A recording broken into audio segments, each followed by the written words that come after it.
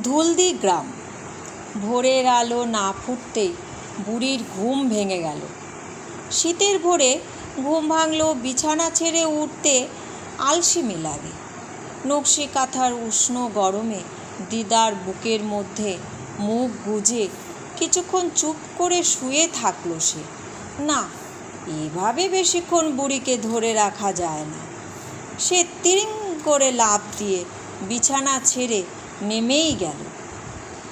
সোজা চলে গেল ঝুড়ির মধ্যে রাখা হাঁস দুটোর কাছে। তারা তখন খড় বিছুলির নরম বিছানায় ঘুমে আচ্ছন্ন।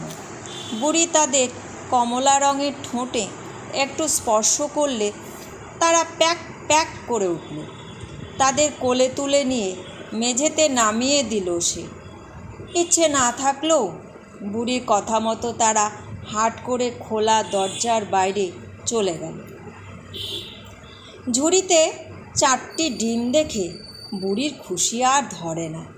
মনের আনন্দে বিরাট উঠোনে এসে হাঁসগুলোকে আদর করতে লাগলো। দিদা ঘরের ভেতর থেকে বললেন, এত ভোরে উঠলে কেন? কোন রাজকার্য করবা? বুড়ি উত্তর না দিয়ে সোজা ছুটল মেঠো পথ ধরে। কালীতলায় এসে সে থমকে দাঁড়িয়ে গেল। অনেক লোকের সমাগম। মন্দিরের পুরোহিত সকলকে সাহায্য করছেন পুজো দিতে। ভক্তরা মন্দিরের সামনে সাজানো পাথরের চাতালে কাঁচা দুধ, গঙ্গা জল, ডাবের জল ঢেলে তাতে তিল, মিছরি, বাতাসা দিয়ে কি এক পুজো অর্চনা করছেন।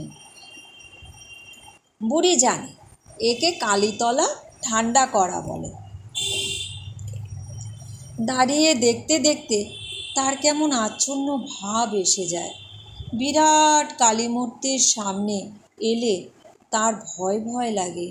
সন্ধেবেলা এই মন্দিরের সামনের রাস্তা দিয়ে হাঁটতে সবাই ভয় পায়, বুড়িও ভয় পায়। গায়ে কাঁটা দেয় মায়ের অত বড় জিভ দেখে। যাই হোক, সকালে ভয়ের কিছু নেই, তাই সে দাঁড়িয়ে পুজো দেখতে লাগলো। হঠাৎ কোথা থেকে কাজলি দিয়ে এসে বলল, চল বুড়ি, কুল পেরে আনি। এখন এদিকটায় কেউ নেই, সবাই মন্দিরে। কাজলিদির খিলখিল হাসিতে খুশির আমেজ। বুড়ি মাথা দুলিয়ে ছুটতে শুরু করলো কুলতলায়। মন্দিরের পিছনেই গাছটা। দুজনে পাকা কুল পেরে নিয়ে পালাতে গেলে পাশের জঙ্গল থেকে ঘন কালো এক মেয়ে বেরিয়ে এসে হাত বাড়ালো।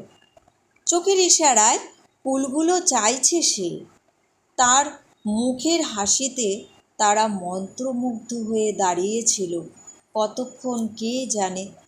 কুলগুলো তাকে দিলে সে খুশিতে আটখানা হয়ে কোমর ছাপানো এলো চুল দুলিয়ে মিলিয়ে গেল। একটু বড় কাজলিদি কাউকে একথা জানাতে বারণ করলে বুড়ি মাথা দুলিয়ে সায় দিল। কচুর পাতায় এরপর পুকুর থেকে জল এনে কালীতলার তারাও ঠান্ডা করল।